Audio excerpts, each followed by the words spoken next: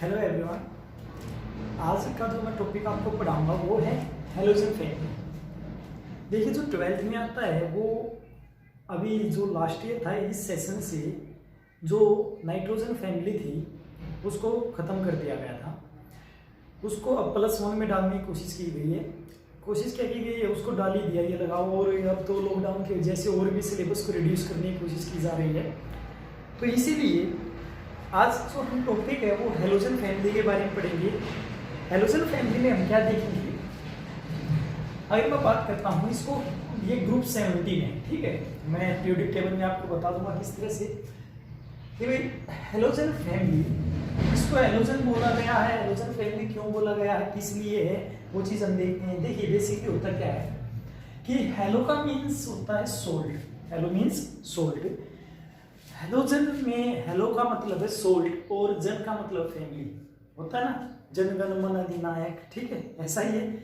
चलिए छोड़िए, तो जन का मतलब है फैमिली, एक फैमिली से हेलोजन तो सोल्ट वाली फैमिली से जो बिलोंग करते हैं, इसलिए इसी फैमिली को, इस फैमिली के जितने भी एलिमेंट हैं all the element are form क्या, सोल्ट। सभी के सभी क्या बनाएंगे, सोल्ट बनाने की कोशिश करेंगे। कैसे होता है, ये जो सोल्ट होते हैं जैसे कि NaCl है, सोडियम क्लोराइड है, NaF है, सोडियम फ्लोराइड है, इस तरह से ये प्रेजेंट होते हैं। दूसरी चीज अगर मैं बात करता हूँ इस हेलोजन फैमिली के अंदर, दूसरी बात है कि ये कभी भी फ्री फॉर्म में फ्री फॉर्म में प्रेजेंट नहीं होते हैं। ऑलवेज ये जो एग्जिस्ट करते हैं, जैसे कि फ्री फॉर्म का मतलब क्या बेटा, यहाँ पर फ्लोरीन है, क्लोरीन है, ब्रोमीन है, आयोडीन है, इस तरह से ये एग्जिस्ट नहीं करते। ये हमेशा किस फॉर्म में रहते हैं, मान लीजिए किस तरह से रह सकते हैं। मैं बात कर लेता हूँ, F2 है, Cl2 है, Br2 है, ठीक है, इस तरह से एग्जिस्ट कर जाते हैं। और जो एग्जिस्टेंस की बात होती है वो कैसे आपको पता लगती है कि एग्जिस्ट करते हैं या नहीं करते, वो अपने को बताती है मॉलिक्यूलर ऑर्बिटल थ्योरी, जो कि आपने +1 में डिस्कस की होगी, आपने पढ़ी होगी +1 में। मॉलिक्यूलर ऑर्बिटल थ्योरी कैसे किसी एटम के बारे में, किसी एलिमेंट की एग्जिस्टेंसी के बारे में बताती है। चलिए छोड़िए वहाँ पर, अब हम ये देखते हैं कि जो हेलोजन फैमिली है, हेलोजन फैमिली में मैंने बता दिया किस तरह से एग्जिस्ट करते हैं, सोल्ट की फॉर्म में है, इसलिए इनको हेलोजन बोला गया है। ये फ्लोरीन, क्लोरीन, ब्रोमीन इस तरह से नहीं करते, ये F2Cl2 Br2, या फिर हम बात करता हूँ जैसे कि NaCl की फॉर्म में प्रेजेंट है, KCl है, CaCl2 है, इस तरह से ये प्रेजेंट रहते हैं।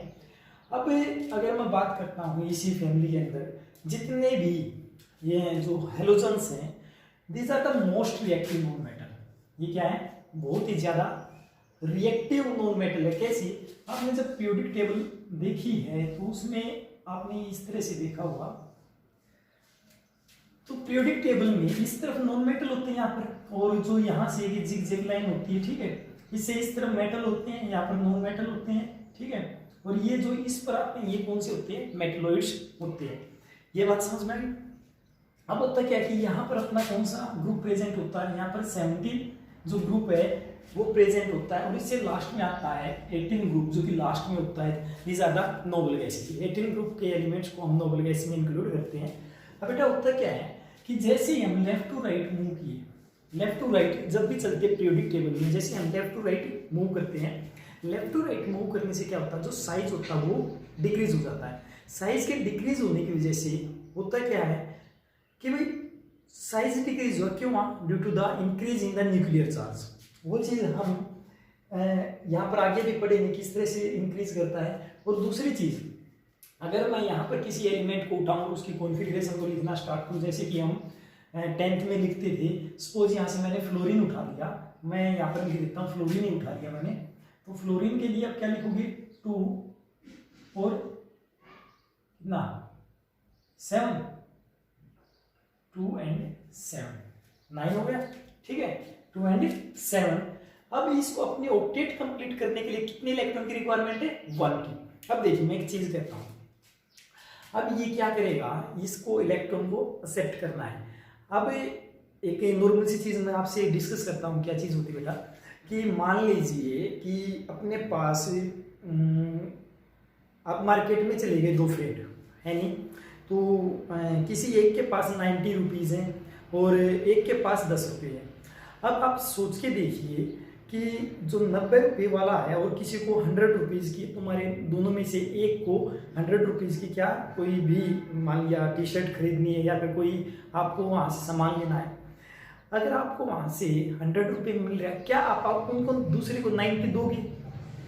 ऑब्वियस सी बात है, दोगे या नहीं दोगे? नहीं दोगे भाई, क्योंकि आपको तो 10 देने वाला और कोई मिल सकता है, बट उस 10 को 90 देने वाला डिफिकल्टी से मिलेगा। इसीलिए जो ये एलिमेंट्स होते हैं तो एक ही, अगर मैं यहाँ पर बात करता हूँ, एक ही इलेक्ट्रॉन की रिक्वायरमेंट होती है अपनी ऑक्टेट को कंप्लीट करने के लिए, अपने सेल में इलेक्ट्रॉन को। इसीलिए ये क्या करती है, ऑलवेज अट्रैक्ट करते हैं, ऑलवेज ये इलेक्ट्रॉन को एक्सेप्ट करते हैं।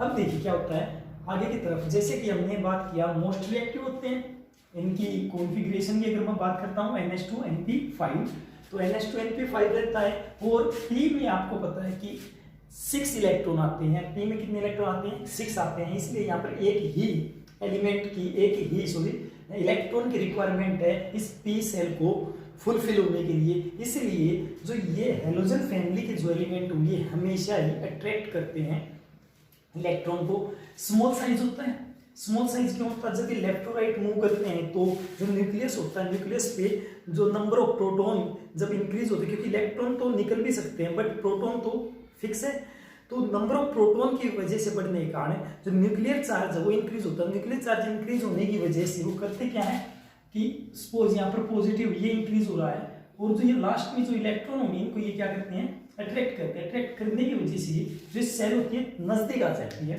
ठीक है, ये चीज आपने 11th में पढ़ी भी होगी और यहाँ पर भी हमने बता दिया। तो स्मॉल साइज हो जाता है, तो स्मॉलेस्ट साइज हम इसको बोलते हैं कि जो लास्ट सेल होता है लास्ट में तो 18 ग्रुप की तो फुलफिल होगी, वे ना तो इलेक्ट्रॉन देते हैं ना एक्सेप्ट करते हैं, बट उससे जो पहले वाला ग्रुप है उसमें क्या चीज आती है, वो एक एक इलेक्ट्रॉन को क्या कर लेते हैं, एक ही इलेक्ट्रॉन की उसको रिक्वायरमेंट रहती है, इसलिए उसका जो साइज होता है वो डिक्रीज हो जाता है। साइज के डिक्रीज होने की वजह से मैंने ये चीज बताई कि हाई न्यूक्लियर चार्ज की वजह से क्या होता है, वो साइज डिक्रीज हो जाता है।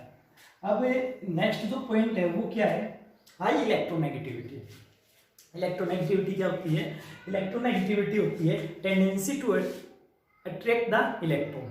सिंपल लैंग्वेज में हम बात करेंगे, टेंडेंसी टू अट्रैक्ट द, भाई किसी एलिमेंट की कितनी टेंडेंसी है किसी इलेक्ट्रॉन को एक्सेप्ट करने की। ठीक है, अब मैं बात कर लेता हूँ, फॉर एग्जांपल आप ही हो क्लास में बैठे हुए हो, तो आप किसी से बात करने में कितने ज़्यादा अट्रैक्टिव हो जाते हैं या फिर अपनी बातों में आप दूसरे इंसान को कितना जल्दी से अट्रैक्ट कर लेते हो, दिस इज द इलेक्ट्रोनेगेटिविटी।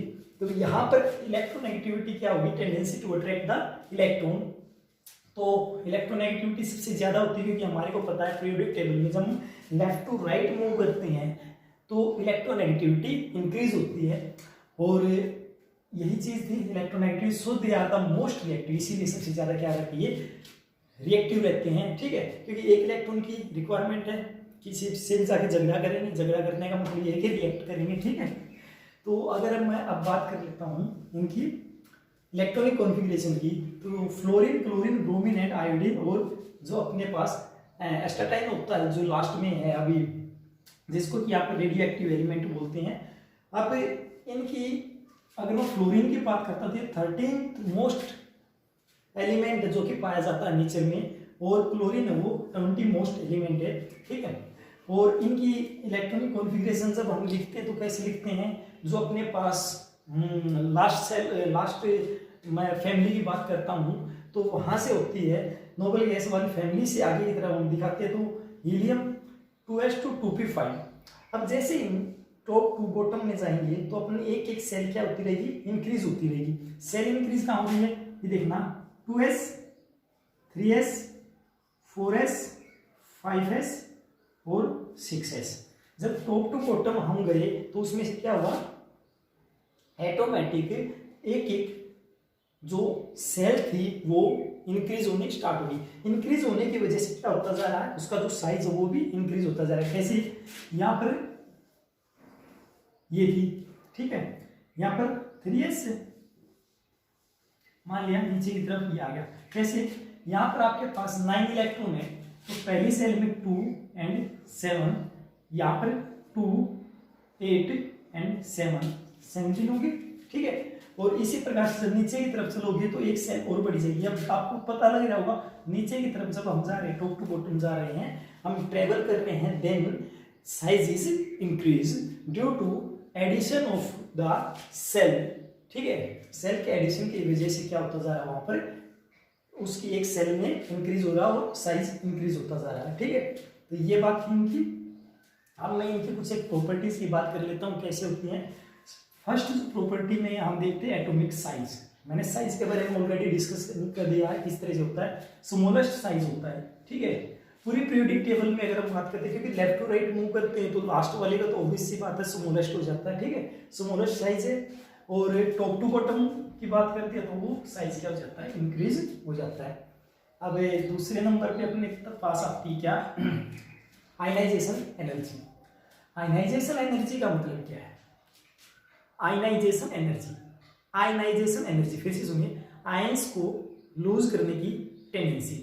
कोई आयंस आपके पास, आयंस मतलब यहाँ पर एक इलेक्ट्रॉन होगा, जब एक इलेक्ट्रॉन उसकी सेल में से बाहर जाएगा तो कितनी एनर्जी रिलीज होगी, that is the ionisation energy.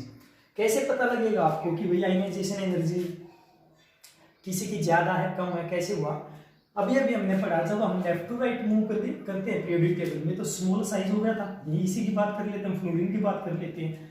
अब इसको, इस सेल को अपनी यहाँ पर ऑक्टेट कंप्लीट करने के लिए एक ही इलेक्ट्रॉन की रिक्वायरमेंट है। अब नॉर्मल सी चीज है, क्यों, जब इसको एक इलेक्ट्रॉन की रिक्वायरमेंट होती है, ये क्या करेगा, एक्सेप्ट करेगा, छोड़ेगा क्यों भाई, ऊपर से साइज छोटा है। अब आप नॉर्मल सी चीज है कि छोटे साइज में से अगर एक इलेक्ट्रॉन को बाहर निकालना चाहते हो तो ज्यादा एनर्जी की रिक्वायरमेंट होगी, और बड़े साइज में से अगर एक इलेक्ट्रॉन को निकालने की कोशिश करते हो तो इजिली निकल जाएगा। ठीक है, तो ये चीज थी।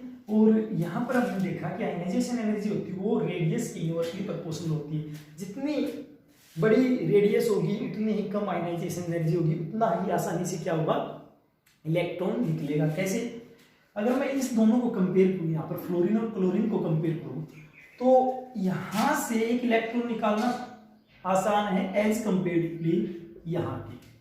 ठीक है, क्योंकि यहाँ पर क्या होगा, रेडियस इंक्रीज होगी, यहाँ पर क्या होगा, रेडियस इंक्रीज होगी। ठीक है, समझ में आया, ये चीज थी।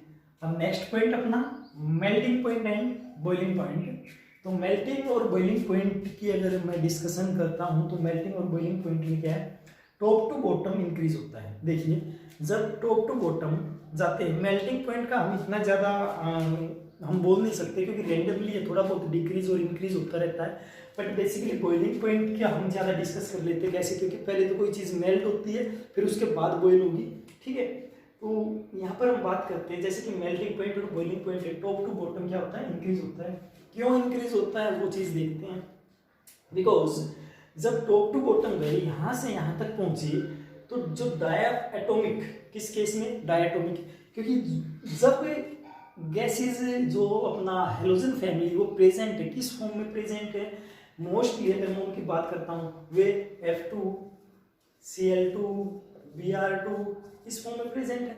अगर ये इस तरह से हैं तो अभी अभी हमने देखा, क्योंकि ये फ्री फॉर्म में तो होते नहीं, तो जब टॉप टू बॉटम जाते हैं तो एटोमेटिक इनका जो डायटोमिक गैसेज होती हैं इनमें के बीच में होता क्या है कि एक van Waals force of attraction होता है। क्या होता है, यहाँ पर वैन वाल फोर्स होता है। This is the electrostatic attraction. Electrostatic attraction क्या होता है, आपने फिजिक्स में पढ़ा होगा, बट यहाँ पर हम बात कर लेते हैं इलेक्ट्रोस्टैटिक की नॉर्मल सी है कि पॉजिटिव और नेगेटिव के बीच में कोई अट्रैक्शन है, मैं एक प्रकार से बोल सकता हूँ, और उस अट्रैक्शन की वजह से तो यहाँ पर क्या होता है, जैसे आप नीचे की तरफ जाते हो तो आपके पास जो van Waals force of attraction लगना स्टार्ट हो जाता है।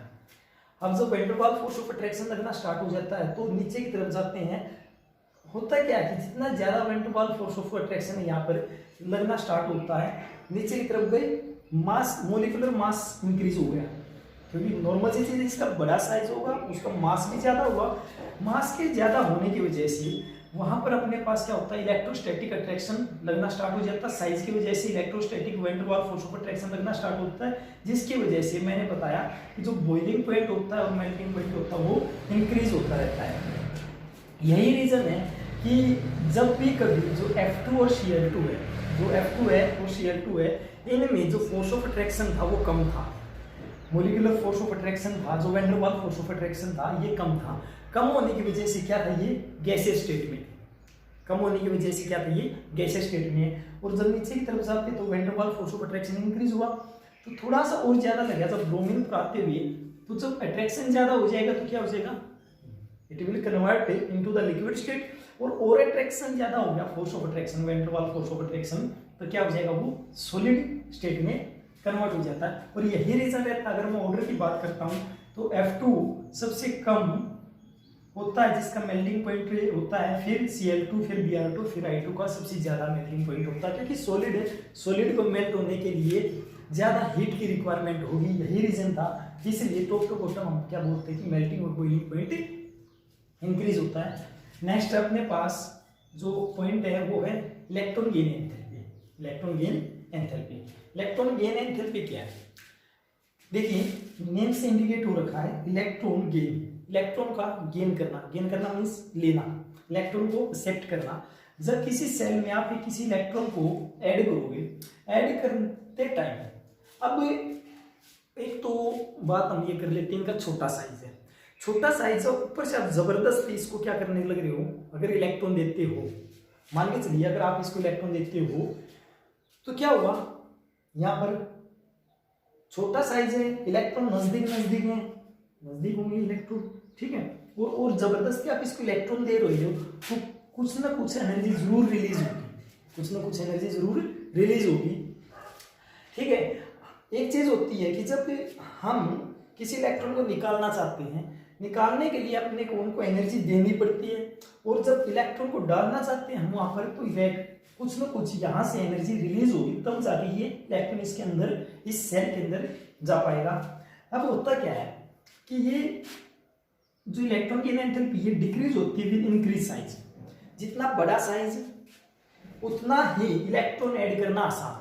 क्यों, देखिए अब फ्लोरीन था, फ्लोरीन के केस में क्या था, साइज छोटा था, साइज छोटा होने की वजह से इलेक्ट्रॉन थी नजदीक, ठीक है, सेमी इलेक्ट्रॉन इसके नजदीक थी, तो अब हम जबरदस्ती इसके अंदर एक इलेक्ट्रॉन को डालना चाहते हैं। इलेक्ट्रॉन डालने से क्या हुआ कि इसके ऊपर भी नेगेटिव चार्ज हो रही, इलेक्ट्रॉन्स के ऊपर भी नेगेटिव, नेगेटिव क्या करेंगे, रिपेल करेंगे, रिपेल करेंगे तो इलेक्ट्रॉन का डालना क्या हो गया, मुश्किल हो गया। और यही रीजन रहता है कि हम फ्लोरीन के अंदर इलेक्ट्रॉन को जल्दी से डाल नहीं सकते। इसीलिए होता क्या है कि जो क्लोरीन होता है, क्लोरीन की सेल के अंदर हम इलेक्ट्रॉन आसानी से डाल लेते हैं, किसके कंपैरिजन में, फ्लोरीन की। और यही रीजन रहता है जिसकी वजह से ऑर्डर चेंज हो जाता है। क्लोरीन के अंदर अगर आप इलेक्ट्रॉन जल्दी से डाल सकते हो, फिर फ्लोरीन के अंदर डाल सकते हो, ठीक है। और यही होता है फिर इनकी जो सेल होती है बढ़ जाती है, और साइज बड़ा होने की वजह से, ठीक है, जो आपकी जो इलेक्ट्रॉन गेन एंथैल्पी होती है वो डिक्रीज होती रहती है, ठीक है, मीन्स कम एनर्जी रिलीज होगी जितना बड़ा साइज होगा। तो ये था यहाँ तक, ठीक है। आगे देखते हैं,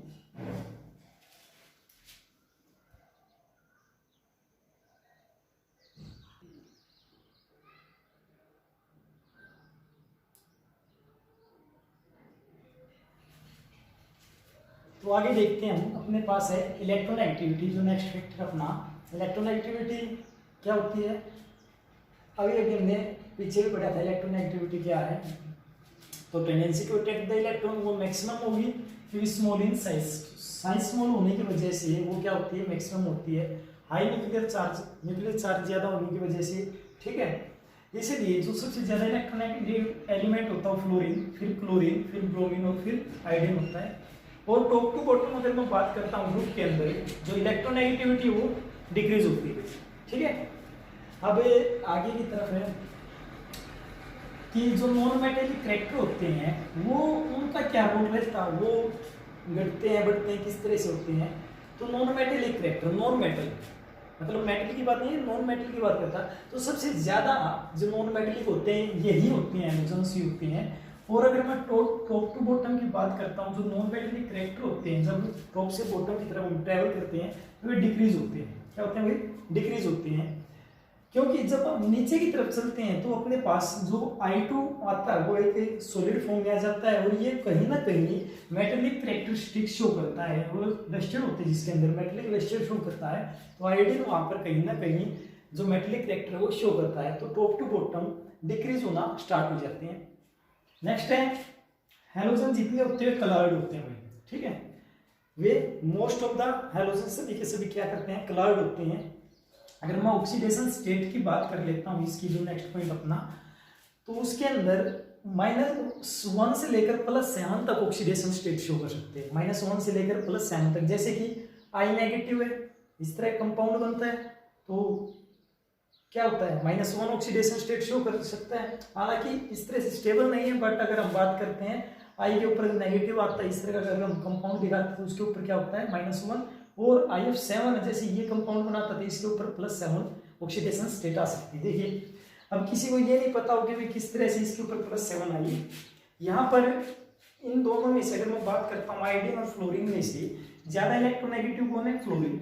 ये फ्लोरीन क्या करेगा, इसके पास से इसको 1 इलेक्ट्रॉन की रिक्वायरमेंट है इसके ऑक्टेट कंप्लीट करने के लिए, तो इस आयोडीन से ये 1 इलेक्ट्रॉन को एक्सेप्ट कर लेगा, एक बार 1 निकालेगा, 7 कितने निकालेंगे, 7। तो जो इलेक्ट्रॉन डोनेट करता है उसके ऊपर कैसा चार्ज आता है, पॉजिटिव, इसलिए इस आयोडीन के ऊपर कैसा चार्ज आ जाएगा, +7, ठीक है, इसके ऊपर कैसा चार्ज आ जाएगा, +7, क्योंकि एक फ्लोरीन ने 1 इलेक्ट्रॉन निकाला तो 7 इलेक्ट्रॉन निकाल लेंगे, और इनके ऊपर कैसा चार्ज आ जाएगा, +7। तो this is the oxidation state, आप इस तरह से निकाल सकते हो। एक्सेप्शन है फ्लोरीन, जो कि शो करता है -1 ऑक्सीडेशन स्टेट, ठीक है। ये क्यों शो करता है, क्योंकि हम अगर बात कर लेते हैं, इसके अंदर डी ऑर्बिटल एब्सेंस होती है, डी ऑर्बिटल एब्सेंस होती है। अब डी ऑर्बिटल नहीं है तो ये क्या करता है, इलेक्ट्रॉन को एक्सेप्ट करता है, फ्लोरीन क्या करता है, इलेक्ट्रॉन को एक्सेप्ट करता है। बाकी के जो क्लोरीन है, ब्रोमीन, आयोडीन है, वे डी ऑर्बिटल होने की वजह से अपना इलेक्ट्रॉन डी ऑर्बिटल में क्या कर देते हैं, ट्रांसफर कर देते हैं। ट्रांसफर होने की वजह से क्या होता है बेटा, कि उनके पास वे किस तरह की, वे प्लस में भी ऑक्सीडेशन स्टेट शो कर सकते हैं। वो किसी के साथ +1 भी, +2 है, +1 है, +3 है, +5, +7 ऑक्सीडेशन स्टेट शो कर सकते हैं। मैं उसका नेक्स्ट जो लेक्चर होगा उसमें डिस्कस कर दूंगा किस तरह से होता है।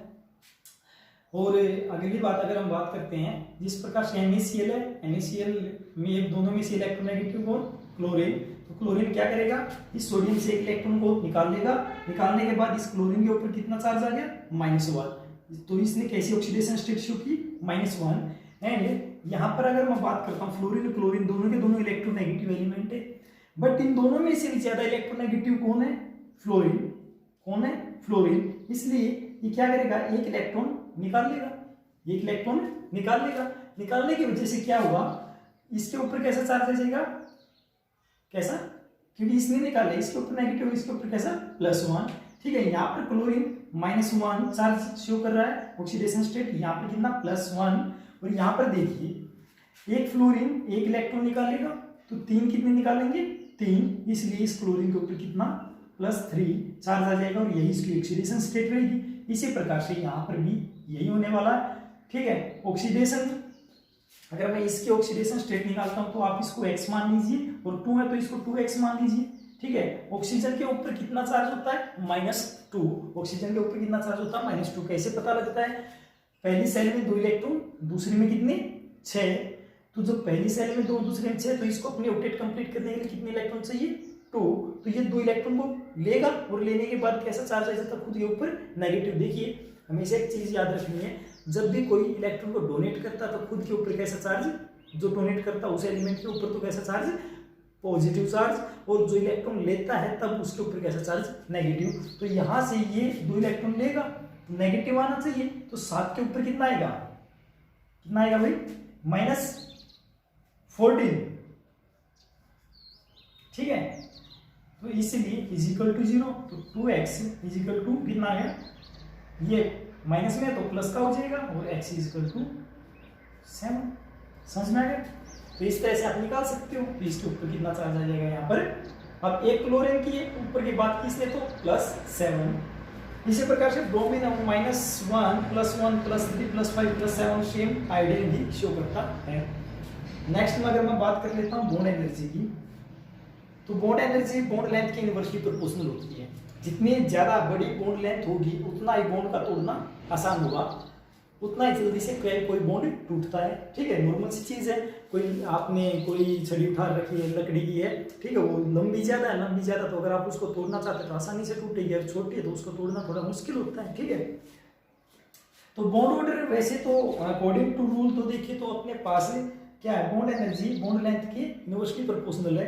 तो फ्लोरीन, क्लोरीन, ब्रोमीन, आयोडीन इस तरह से होनी चाहिए थी, बट ऐसा होता नहीं। होता कैसे है, क्लोरीन की बॉन्ड एनर्जी होती है वो ज़्यादा होती है, फिर ब्रोमीन की, फिर फ्लोरीन की और फिर आयोडीन की। क्यों होती है, फिर देखिए फ्लोरीन है, फ्लोरीन का स्मॉल साइज है, स्मॉल साइज होने की वजह से जो इलेक्ट्रॉन होंगे मोर रिपल्सन होगा भाई इसमें, लोन पेयर। अब यहाँ पर 2 फ्लोरीन है मान के चलिए ये 2 फ्लोरीन अपने पास है। अब ये जो फ्लोरीन आपस में जुड़े हुए हैं, एक ये फ्लोरीन था, ये दूसरा फ्लोरीन था, अब इसके ऊपर लोन पेयर है, ठीक है, इनके ऊपर लोन पेयर है 2 2 4 2 6, ठीक है। अब ये क्या करेंगे, छोटा साइज होने की वजह से ये जो लोन पेयर है ये वाले आपस में रिपल्सन करेंगे तो लोन पेयर रिपल्सन आपने देखा होगा, लोन पेयर ज्यादा होता है, फिर लोन पेयर बॉन्ड पेयर और फिर बॉन्ड पेयर होता है। तो लोन पेयर में रिपल्सन ज्यादा होगा, रिपल्सन ज्यादा होने की वजह से ये जो बॉन्ड होगा ये भाई मैं ये बोल सकता हूँ कि भाई रिपल्सन ज्यादा होने की वजह से बॉन्ड का टूटना आसान हो जाएगा। कुल मिला के ये कि इसमें डिस्टर्बेंस इतनी ज्यादा रहेगी, बॉन्ड उतना जल्दी से टूटना स्टार्ट हो जाएगा। तो इसलिए इनके बीच में लोन पेयर बॉन्ड पेयर का रिपल्सन ज्यादा रहता है, तो इसीलिए जो ऑर्डर होता है वो ये रहता है अपना, ठीक है, और इसलिए आसानी से ब्रेक हो जाते हैं। एक है डेंसिटी का जो लास्ट इसका जो फैक्टर है, जो ग्रुप 17 एलिमेंट है वो है डेंसिटी का। डेंसिटी होती है अपने पास मास बाय वॉल्यूम। अब जब टॉप टू बॉटम जाते हैं तो मास नंबर इंक्रीज होता है, तो obvious सी बात है कि उसका मास ज्यादा हो रहा है, तो उसकी डेंसिटी भी क्या हो रही है, ज्यादा हो रही है। इसलिए सिंपल सा ऑर्डर है, फ्लोरीन, फिर क्लोरीन, फिर ब्रोमीन, फिर आयोडीन का सबसे ज्यादा होगा। तो ये थी हमारी, हम जो नेक्स्ट जो क्लास होगी उसमें हम डिस्कस करेंगे anomalous behaviour of the fluorine, जो फ्लोरीन की होंगी उनकी प्रॉपर्टीज और होंगी उनके बारे में हम डिस्कस करेंगे। तो ये था अपना एक, मैं ये बता दूं बेटा, मैंने लिख के क्यों बताया कि भाई इस तरह से, क्योंकि वैसे मैं अगर इसको वीडियो बनाने लग जाती तो बहुत ज़्यादा लंबी वीडियो बन जाती है, और लंबी बनने के बाद दूसरा उसका ड्रॉबैक ये रहता है वीडियो का कि अपने पास अपलोड होने में ज़्यादा टाइम ले लेती है, ठीक है। तो ये चीज़ थी। और एक चीज़ मैं और डिस्कस करना था यहाँ पर कि कुछ जो बच्चे थे जिनकी स्पेशल डिमांड आई थी कि वीडियो लेक्चर उनके पास नहीं पहुँच रहा है, मैं नोट्स ट्रांसफ़र कर रहा था उनके पास। तो बेटा जो भी अब भी वीडियो को देख रहा है, एक बार मेरे को कमेंट करके ये ज़रूर बता देना कि आपको किस टॉपिक में प्रॉब्लम आई थी, ताकि मैं उस टॉपिक के ऊपर वीडियो बना दूँ, ठीक है। एक बार मेरे को बता जरूर देना, मैं ये अपलोड कर रहा हूँ इससे, ताकि मेरे को ये पता लग जाएगा कि मैम ने मेरे को बोला था कि वीडियो लेक्चर साथ के साथ प्रोवाइड करने के लिए। हालांकि मैं नोट्स दे रहा था, मैं ये सोच रहा था कि बाद में हम उसको एक्सप्लेन कर देंगे, बट आपको प्रॉब्लम आ रही है तो आप मेरे को प्लीज़ एक बार कमेंट करके ये ज़रूर बता देना कि कौन से टॉपिक में प्रॉब्लम आई थी, ताकि मैं उसके ऊपर वीडियो लेक्चर बनाना स्टार्ट कर दूँ, ठीक।